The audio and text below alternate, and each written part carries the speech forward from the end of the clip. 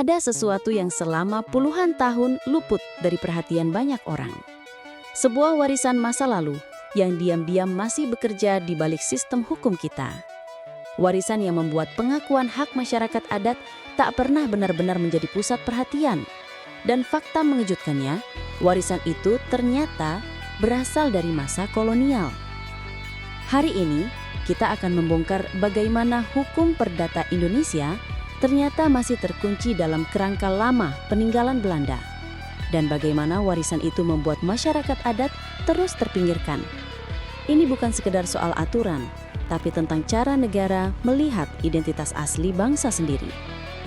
Sejak Indonesia merdeka, banyak undang-undang baru lahir.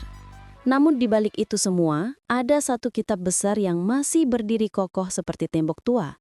Kitab Undang-Undang Hukum Perdata, atau yang dulu dikenal sebagai Burgerlijk Wetboek.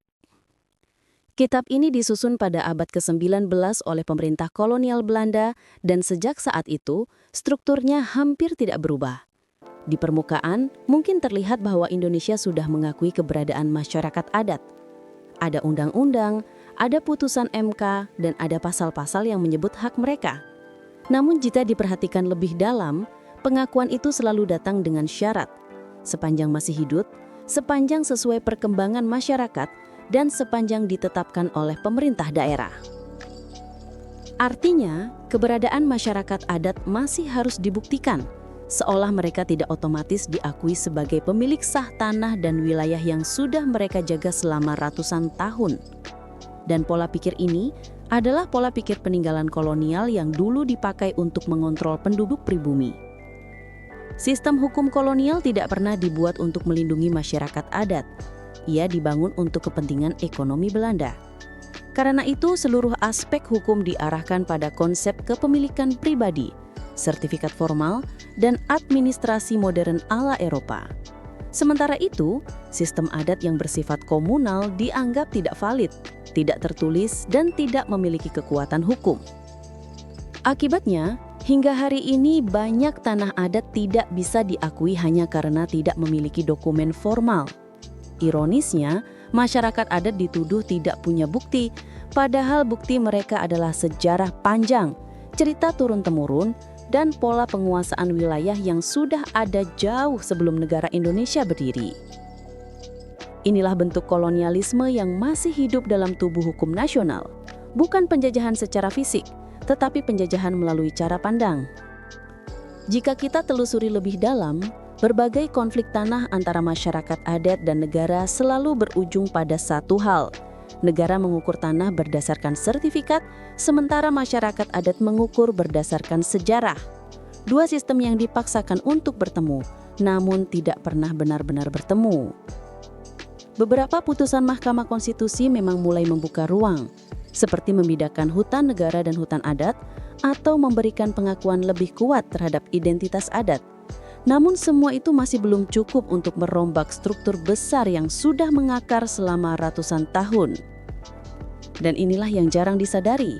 Selama hukum perdata masih menggunakan kerangka kolonial, maka masyarakat adat akan terus ditempatkan sebagai pihak yang harus membuktikan diri.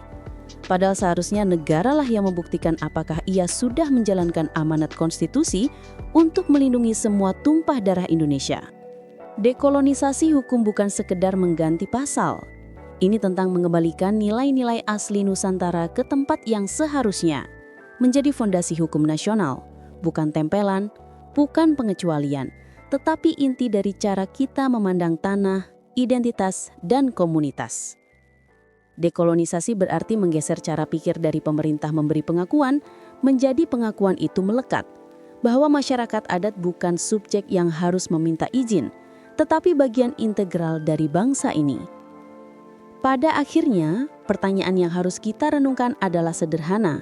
Jika Indonesia sudah merdeka hampir 80 tahun, mengapa sistem hukumnya masih terikat oleh pola pikir kolonial? Mengapa masyarakat adat yang merupakan akar asli Nusantara justru harus membuktikan keberadaannya, sementara sistem hukum kolonial diterima begitu saja? Reformasi hukum besar-besaran adalah keharusan, dan itu dimulai dengan keberanian untuk melepaskan warisan kolonial yang sudah tidak relevan. membangun hukum berdata yang benar-benar mencerminkan jati diri bangsa, adil, inklusif, dan menghormati keberagaman sistem adat.